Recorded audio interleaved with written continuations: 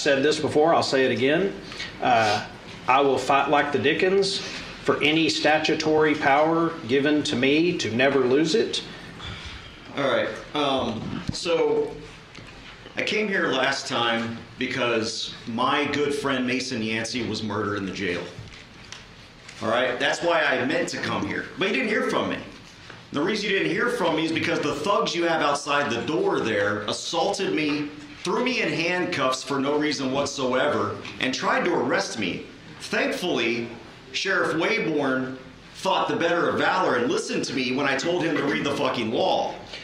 Now, remove him immediately for that comment. Get him out of here. Excuse me, that's protected speech. Yeah, it's not going to be protected in this courtroom. If it's protected speech. Ridiculous. This is the problem right here. Let me get my stuff. What the hell's wrong with you people? You're in my way. Let me get my stuff. And Chief Driscoll here needs to be fired. Their only defense is, duh, we don't know. We need qualified immunity because we're stupid. We're not lawyers. Well, guess what? Tim O'Hare is a lawyer. He knows better, and he still did it. No qualified immunity.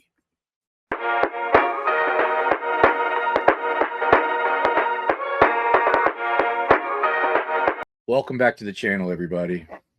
Got some major breaking news coming to us via CJ Grisham. He has filed a lawsuit against the dictator of the Tarrant County Commissioners meeting. I'm not going to call it a court because it's not a court. It's a meeting. This lawsuit is against Tim O'Hare, Chief Deputy Craig Driscoll, Sergeant Orville George, Sergeant Michael Jouse, Chief Deputy Gabbert, and Tarrant County. Here lies the problem. Here's why there's so many people on there. Everybody who is at that commissioner's meeting, all of the deputies and all of the officials, they listen to Tim O'Hare and do everything he asks them to do. If he points at somebody, they run and grab him. Okay, well, here's where the problem lies. None of these deputies, Chief Deputy Driscoll or Sergeant Orville George, none of them swore an oath to uphold what Tim O'Hare says. They swore an oath to protect our rights given to us citizens under the Bill of Rights and the Constitution. And because they have blindly obeyed Tim O'Hare for all of these months and just done whatever he said, now their ass is being sued, and they might learn a lesson from it, but I doubt it. Now, we're going to take a look at this lawsuit that CJ filed. I'm going to put together a compilation, and we're going to watch that right now of just all the tyrannical, oath-breaking, dictatorial things that Tim O'Hare has done. And I expect many more lawsuits to be coming down after this one. This is just getting started. He just got sued a week or two ago for violating the Voting Rights Act. And now I see a long line of lawsuits coming for violations of First Amendment rights. And in this lawsuit, he violated CJ's Second Amendment right as well. So let's take a look at it, shall we? How many phases do you anticipate? I don't know, but I don't answer to you. So, Well, following this, Thank you. the lady right there in the back row, please remove her from the building, from this room. You will be removed if you speak out again. Did y'all hear me? Say yes. Any calls to have the crowd speak out, I will have, as the presiding officer, I will have the crowd removed. So I will ask you respectfully not to do that again. If you do it again, I'll have the entire crowd vacate the room. Tim O'Hare, Matt Krause, and Manny Ramirez, you should be ashamed of yourselves. You're all dishonest, cheaters, and racist men. All right, remove her from the building, please. He doesn't lie.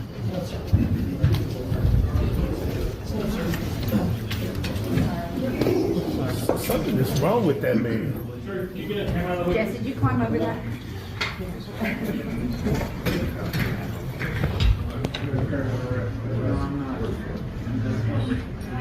So your rules of decorum policy cannot trump the laws of the United States of America. So your rules of decorum are setting your county up for liability. We have the right to say fuck, shit, damn, Remove her bitch. immediately. We have the right to say all these words because it's a First Amendment right, and you can't do anything about it. In the Stillman case, The jurisdiction is correct. Page 3. This is going to be a US 42 USC 1983 and 85 lawsuit. Parties: CJ Grisham, Tim O'Hare, Chief Deputy Craig Driscoll. Each and all of the acts of defendants alleged were committed by defendants while acting within the scope of his or her employment with the Fort Worth Police Department and the Tarrant County Sheriff's Department. Each and all of the acts of defendant was committed by this defendant despite his knowledge that he was engaging in unlawful and unconstitutional acts, and yet he did them anyway. Absolutely. Tim O'Hare knows better. He is a lawyer, and that's why all of these people that work for the county listened to him, because they thought that he knew better. But what Tim O'Hare did was put everybody in harm's way, and now their careers are in jeopardy, and who knows where this could go. Maybe they'll end up on the Brady list, some of them. Yet, even though they knew they were violating the law, they did it anyway. Okay, because, yeah, Tim O'Hare has said many times that you don't have no First Amendment rights in here. We're going to follow these Roberts rules of decorum. Get him out of here. Excuse me, that's protected speech. Yeah, it's not going to be protected in this courtroom. If it's He's been very arrogant about it. I think he's even told people, sue me if you don't like it. Okay, factual allegations. I think the meat of this lawsuit that CJ just filed is the fact that they accosted him, grabbed him, took his gun off of him, put him in handcuffs, even though CJ is a retired law enforcement official. 26C credentials. Read the fucking law, Chief. You want to go to jail for disorderly conduct? Why, for saying fuck? For saying fuck? That's a what? You seriously wouldn't take a First Amendment attorney to jail for saying fuck? If you disrupt in front of the... No, you are violating my rights by not letting me go back in here. Under what law? You're not a Texas peace officer. I don't have to be a Texas peace You're officer. not an honorary retired peace officer. Qualified DOD law enforcement officer. You're an analyst. Right there. You weren't CID. I was counterintelligence. I was not an analyst. I was a counterintelligence special agent. What the fuck is this? You went over this on the internet. You generate your little badge, that's fine. CJ's right. 11666 is my badge number. T-Cole doesn't get to decide what federal agent. No, they do not, because I don't have to fall under T-Cole licensing. Just want to know, fall under Bear County, do the same thing too? Bear County, the same thing? So is this fraud? Is this a fake license? Shh. No, don't shush me. Is this a fake license? Why didn't you carry your gun into the courthouse? I did. No, you weren't. You were meant to lock it up. No. I carried it into the courthouse until your people changed the rules. So why didn't you carry it in? Why didn't you go past us? Because I made an agreement with you guys. Yeah. Okay, so I won't do that agreement anymore then. Okay. I carry in every courthouse in the state. You'll face the consequences. And you will too when I sue your ass, because you know exactly what the fucking law is, and it doesn't say T-Cole. It says 926C, 18 USC 1926C. Right here. You don't have to debate. You just gotta violate. You just gotta protect my rights. So on January 14th, 2025, Tarrant County Commissioners Court held an open meeting in accordance with Texas Government Code 551. There were no signs posted that prohibited licensed gun owners from carrying into the meeting under Texas Penal Codes 30.06 and 30.07, giving gun owners notice that carry was prohibited as required by law. Here, CJ has a photo. Plaintiff CJ Grisham is a retired United States Army senior counterintelligence special agent, one of 3 Army military occupational specialties that qualify as law enforcement officers. Plaintiff was issued a Retired Law Enforcement Officer Safety Act card identifying him as a retired law enforcement, and maintains an annual weapons qualifications as required under the Act. Plaintiff was in possession of these documents at all times relevant to this cause, identifying him as retired Federal law enforcement. Federal law enforcement. That means he is considered more law enforcement than these idiot cops. I mean, boy, they really messed up. That's all I'm going to say. Plaintiff has been a Texas license to carry and handgun holder for several years and possessed an LTC at all times relevant to this cause. CJ is also the president of Open Carry Texas. He knows the gun laws inside out and upside down like the back of his hand. Plaintiff is also a two-tour combat veteran who was injured in combat. As a result of that combat and his military service, plaintiff is prone to outbursts of profanity when confronted, assaulted, disrespected, or placed in a stressful situation as a natural reaction to said stimuli. And that's exactly what they did to him. They assaulted and disrespected him and placed him in a stressful situation. I would have been cussing too, and I don't have PTSD from war. I have PTSD from cops kicking my ass and assaulting me for no reason. So I get it. I freak out too, especially when they start grabbing. Any rightful human being would be afraid when cops walk up to him and put their hands on him with all the thousands and thousands of videos of these idiots just blasting people, tasing people, shooting people's dogs for no reason. I mean, who wouldn't be scared? But yeah, so CJ definitely he's prone to outbursts because of his military service and combat injuries. PTSD makes absolutely perfect sense, and I'm sure his doctors will testify to that too. Plaintiff assisted in writing and getting past the Texas Open Carry, Campus Carry, and Constitutional Carry bills as a gun right activist and founder of Open Carry Texas. That is true. Plaintiff is a licensed attorney of the state of Texas. On December 27th, 2024, Mason Yancey died while in the custody of Tarrant County Sheriff's Office. Plaintiff and other activists attended the meeting to exercise their First Amendment right to seek redress of their government officials over the deaths of Yancey and others while in police custody. Plaintiff signed up to speak on the agenda item related to jail deaths. Plaintiff arrived at the meeting at 10 a.m., quietly took his seat, as he frequently does when engaging in activism. Plaintiff live streamed the proceedings for the benefit of his followers to help them understand the process. 1 hour and 27 minutes into the meeting, plaintiff handed off his camera to a friend so that he could use the restroom. On his way back to the meeting, plaintiff recognized defendant Driscoll in the hallway. Plaintiff approached Driscoll, shook his hand, and engaged in brief pleasantries. Plaintiff and defendant Driscoll met each other while plaintiff was engaged in a misdemeanor trial at the Tarrant County Courthouse. I was there and was having issues with bringing his firearm into the courthouse. As a retired law enforcement officer, plaintiff is exempt from Texas Penal Code 46.03 by way of Texas Penal Code 46.15, which lists non-applicability of prohibited places. During the brief conversation, defendant Driscoll asked plaintiff if he was packing. Plaintiff responded that I'm always packing. You know that, Chief. Defendant Driscoll then matter-of-factly stated, well, you're not going in there with a gun.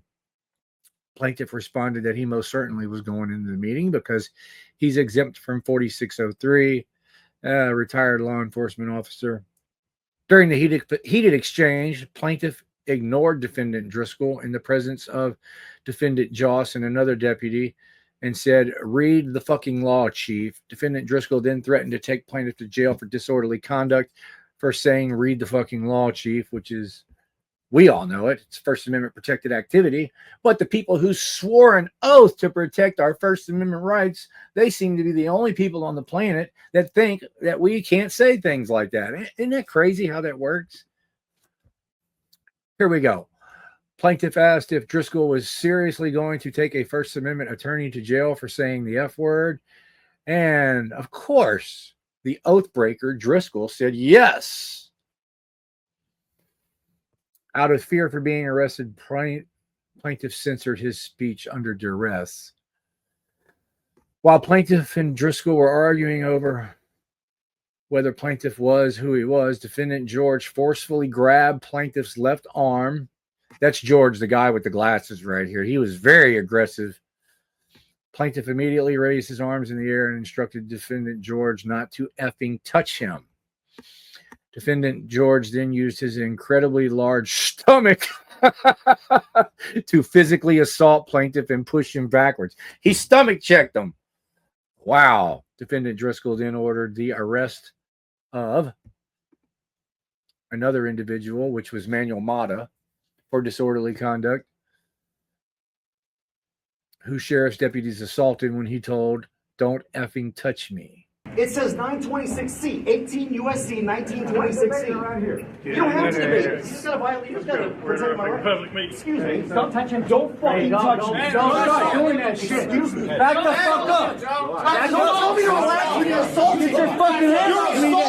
Don't tell me to relax. Man, get your hands off me, man! Stop fucking touching me! You fucking to me! And I will serve. Hey, what's your name? Don't tell me to fucking relax when you're touching me. Since you want to assault me, you fucking to me. I didn't touch you or touch anybody else. You fucking to me. George, as soon as you get my stuff out of there, I'll leave. And I want everyone's name and badge number, Chief. Where you at? Everyone that's right here, I want everyone's name and badge number. Don't fucking touch me either. Your guys are... I don't give a fuck.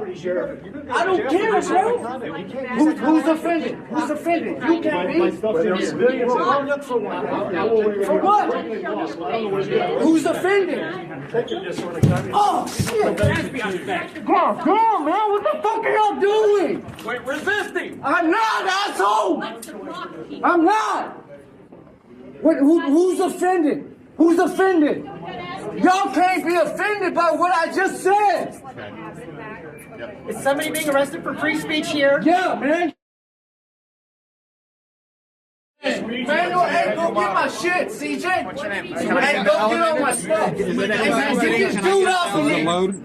The fact that so many deputies were not only assaulting so many people, but threatening to arrest them for using profanity is evidence that the Tarrant County has a policy, practice, or procedure to arrest or threaten to arrest citizens engaged in protected speech based on its content. Very interesting. If they can prove they have a policy, then that would be a Monell claim as well. That means the whole city is liable, not just these defendants individually in their official capacity. As defendant Driscoll ordered his deputies to place plaintiff in handcuffs for UCW, unlawful carry of a weapon, plaintiff noticed defendant Wayborn come through a side door. Plaintiff implored defendant Wayborn, "Sheriff, I've got my law enforcement credentials in my pocket. Sheriff, don't do this." Defendants took plaintiff's wallets and were able to view plaintiff's LTC and retired law enforcement credentials.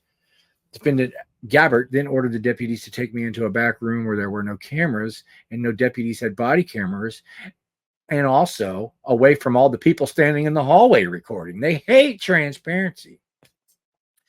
An unknown deputy also turned off plaintiff's phone, which turned off his live stream, so there was no recording in the back hallway.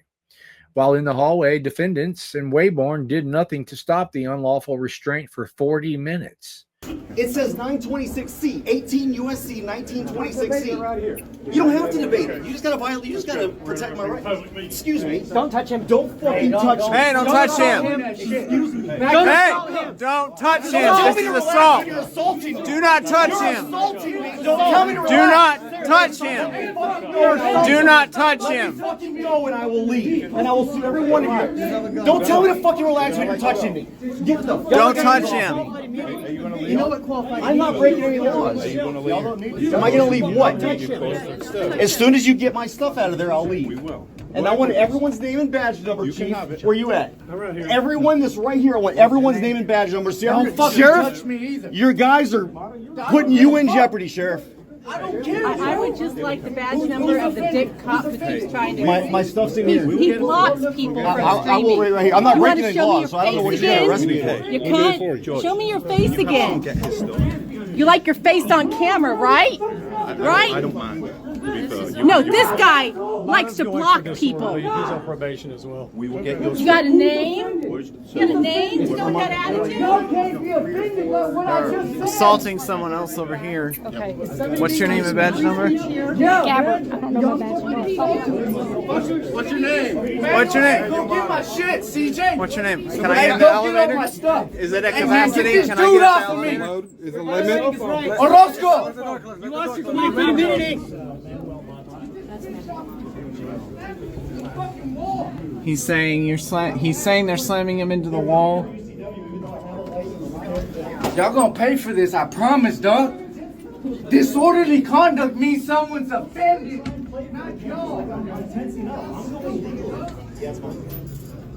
You're telling me to relax while you're falsely arresting me? Have you read 4615?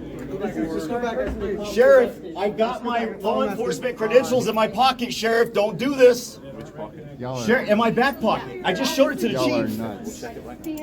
Well, then check it right now and get me out of these cuffs. And then read Penal Code 4615.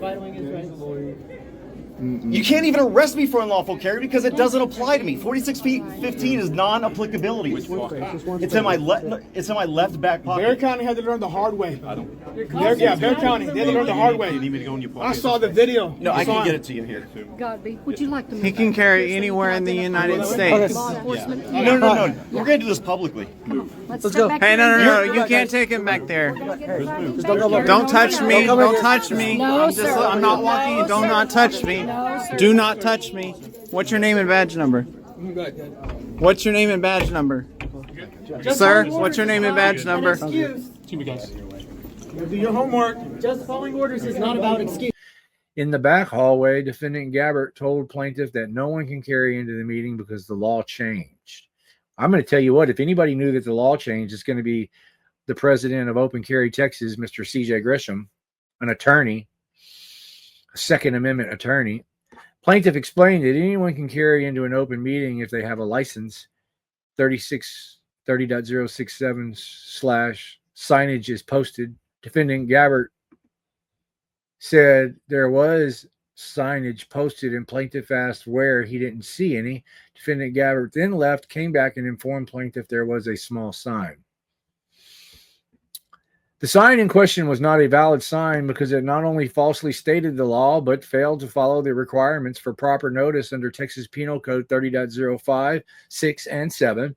Texas law only bans guns in open meetings for citizens who are not licensed to carry under Government Code Chapter 411.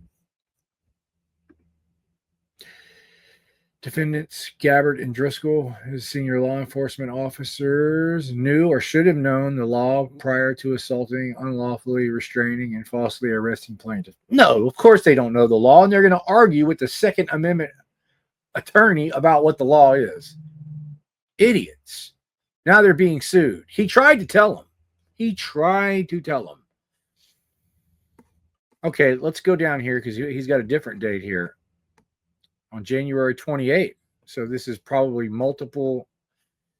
The Tarrant County Commissioner's Court held another open meeting in accordance with Government Code Chapter 551. There were no signs posted that prohibited licensed gun owners from carrying into the open meeting under Texas Penal Code 30.05, 6, and 7, giving gun owners notice that carry was prohibited as required by law.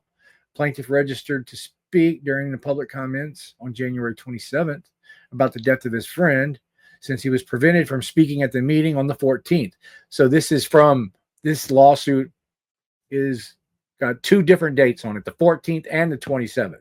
This time, however, there were newly printed signs on 8x5x11 sheets of paper in the hallway leading to the commissioner's chambers that informed citizens that guns were banned in the chambers except for licensed gun owners, which CJ is a licensed gun owner. This was likely due to the plaintiff's complaint pointing out the law in the last incident. Due to a scheduled plea hearing for a client in the courthouse that went longer than anticipated, plaintiff arrived a little later to the meeting, approximately 10:30. As soon as the plaintiff exited the elevator, he noticed approximately a half a dozen Tarrant County Sheriff's Office deputies appearing to wait for him to arrive. Of course they were. Can't be having freedom, not in Tim O'Hare's council chambers. As soon as CJ exited the elevator, I already read that. Defendant George attempted to get plaintiff's attention, but plaintiff ignored him and continued walking. As plaintiff approached the door to the commissioner's chambers, defendant George blocked the door and defendant Driscoll demanded to see plaintiff's license to carry. Plaintiff explained that defendant Driscoll had already seen the license to carry and that he didn't consent to a search unless defendant Driscoll suspected him of committing a crime. Plaintiff asked defendant George for his first name and badge number for his lawsuit, but defendant George refused to give either. How professional. Defendant George then assaulted plaintiff by forcing him to move to another area in the hallway. Defendant Joust then assaulted plaintiff by forcibly grabbing plaintiff's arm without reasonable suspicion or probable cause of a crime being committed. Wow, look at that. You can see the bruising right there. Oh, shoot, you can see the fingerprints. I see it. Yellow and black bruising. You know, they really like to grab people's arms and squeeze. And you can even see in the video that they did this, if I'm remembering right. Defendant Giles then forced plaintiff's arm behind his back and raised up towards plaintiff's head, causing pain. Defendant used so much force in grabbing plaintiff's that he caused bruising on plaintiff's left arm. Defendant Giles assaulted plaintiff in plain view of defendants Driscoll and George, who did not stop the assault or excessive force. As defendant Giles held plaintiff's arm behind his back painfully, defendant Driscoll informed plaintiff that all we need to see is your license, similar to the way Chicago Mafia is used to strong-arm citizens into giving up what the Mafia wanted using a pain compliance. Driscoll said this in a way that indicated the pain would end if plaintiff would simply surrender his Fourth Amendment right and produce his papers. Plaintiff then requested that defendant Giles identified himself, which defendant Giles refused to do. Of course he did. Plaintiff had to conduct an internet search for the purposes of this litigation because defendant Driscoll also refused to identify his co-conspirators. Defendant Driscoll already knew that plaintiff was licensed to carry, but even if he didn't, the law would require defendants to suspect that plaintiff was illegally carrying or breaking a law to justify a search. Absolutely. Plaintiff was not in a prohibited area, and defendant George prevented plaintiff from entering the chambers even if plaintiff wanted to enter. A license is not required to carry in the hallway. There is no law in Texas that requires a license to carry holder to provide his LTC without probable cause of criminal activity that requires a person to identify a law enforcement. Texas is not a stop and ID state. Due to the coercion and pain inflicted by defendants Giles, Driscoll, and George, plaintiff provided his license to carry, at which time defendant Giles released his painful grip on plaintiff and allowed plaintiff to enter the chambers. During the meeting, defendant O'Hare and other members of the Tarrant County Commissioners Courts discussed a new decorum policy that defendant O'Hare wanted to institute despite not a single citizen testified in favor of it. That's a good point, man, because we've noticed that at these Tarrant County Commissioners meetings. They'll go, Tim Hare and the other members of the committee will have a vote. They'll have 100 people from the public come up and say, they don't want this, we don't want this, don't vote for it. And Lisa Simmons will listen to the people, and then the other black man, I don't know his name, they normally will listen to the people. But Tim O'Hare and those other two, they just do whatever the hell they want. They don't care what. There'll be 200 people saying we don't want this, and Tim O'Hare and the other two vote for it anyway. So they are not for the people. They are for the machine. They are working for the machine, and the public needs to vote their ass out on the next election.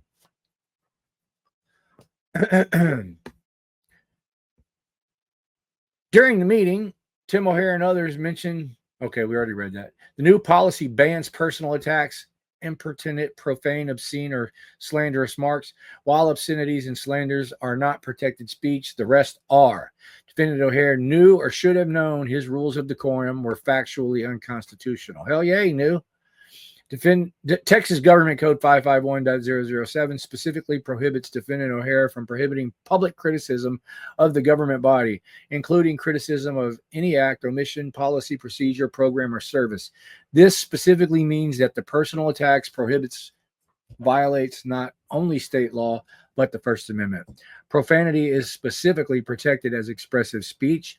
The Constitution guarantees of freedom of speech, forbid the states to punish the use of words or language not within narrowly limited to classes of speech. Gooding v. Wilson. Those limited classes are fighting words, obscenity, speech that satisfied the prurient interest of the speaker or recipient, CP, and the incitement to imminent lawless activities. Additionally, the First Amendment prohibits the criminalizing or censoring of speech. We all know that. After 2 hours and 15 minutes of waiting for citizen comments, plaintiff approached the podium when recognized by Defendant O'Hare. Plaintiff began with a recitation about what happened during July 14th meeting when he wasn't able to talk about his friend's death in custody because of the false arrest. I came here last time because my good friend Mason Yancey was murdered in the jail. All right, that's why I meant to come here, but you didn't hear from me. The reason you didn't hear from me is because the thugs you have outside the door there assaulted me, threw me in handcuffs for no reason whatsoever, and tried to arrest me. Thankfully, Sheriff Wayborn thought the better of valor and listened to me when I told him to read the fucking law. Now, remove him immediately for that comment. Get him out of here. Excuse me, that's protected speech. Yeah, it's not going to be protected in this courtroom. If it's protected speech. Ridiculous. This is the problem right here. Let me get my stuff. What the hell's wrong with you people? You're in my way. Let me get my stuff. And Chief Driscoll here needs to be fired. Mr. Cradaville, is it indeed protected speech? Yes, it is. I've got the case law right here. I think it's protected speech. Well, I believe our policy says you don't allow it. What The one policy? we just passed and the one before it. So the court's policy supersedes freedom of speech, Constitution? Okay. The policy that's sitting here before us that we are following does not allow profane language. So I'm enforcing the policy that is in existence at the moment. Defendant O'Hare immediately cut plaintiff off and ordered deputies to remove him immediately for that comment. Plaintiff responded, "Excuse me, that's protected speech. Plaintiff's words were not fighting words. Plaintiff's words were no obscenity. Plaintiff's words were not designated to incite violence. Despite being protected speech," Defendant O'Hare responded, "it's not going to be protected in this courtroom." Remove him immediately for that comment. Get him out of here. Excuse me, that's protected speech. Yeah, it's not going to be protected in this courtroom. So basically he says, I'm going to violate my oath in this courtroom and you're not going to do anything about it. It's my way, not the law. Tim O'Hare thinks he's above the law. A commissioner's court in Texas has a unique combined legislative, judicial, and executive powers depending on their actions. Okay. Can't read every bit of this. We'll be here for an hour. On Defendant O'Hare's command, plaintiff was escorted out of the chambers under threat of arrest for repeating what the sheriff said in an expressive way. Plaintiff was giving no warning before being immediately silenced. Ironically, plaintiff prepared a document explaining why the new rules of decorum being voted on were unconstitutional. Defendant O'Hare also violated the commissioner's court's own policy about personal attacks by telling a fellow commissioner that she was the most classless person to ever sit in that chair. That's fine. That's fucking fine. But I need to know if it You're is simply the most protected classless speech. person we've ever had sitting on this dais. Okay. Well, say that again, ma'am. Johnson versus Campbell is a case law that says we can swear. Thank you. Johnson versus Campbell. We will maintain order. There will be nothing called out again from the audience. We'll just close the room down, let the rest of the speakers come up. Yeah. Defendant O'Hare was not removed for violations of the rules of decorum. No other person in attendance was subjected to a search of whether they were armed and or possessed a license to carry, except the plaintiff, who was specifically targeted by the defendants. That means they violated his 14th Amendment right. They discriminated against him. He didn't get due process like everybody else. I'm not a lawyer, but I think what I just stated was correct. This is not legal advice. It's just my opinion. Okay. Violation of civil rights under 42 USC 1983. That's count one. You guys, if you want to read all of this, you're going to have to get to CJ Grisham's Facebook page. I'm going to look for count 2. Here's count 2. Violation of civil rights under 42 USC 1983. Unlawfully preventing protected speech. Here's count 3. Violation of civil rights under 42 USC 1983. Second Amendment, right to keep and bear arms peacefully.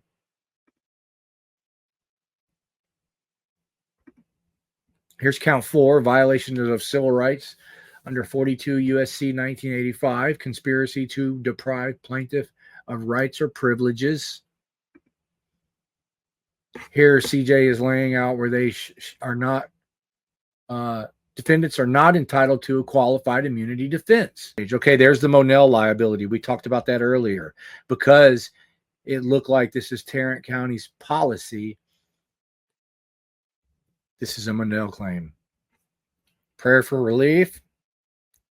Punitive damage is $250,000. He's demanding a jury right here. I imagine they'll want to settle this really quick because this is just an absolute. I mean, how can you defend this? Their only defense is, duh.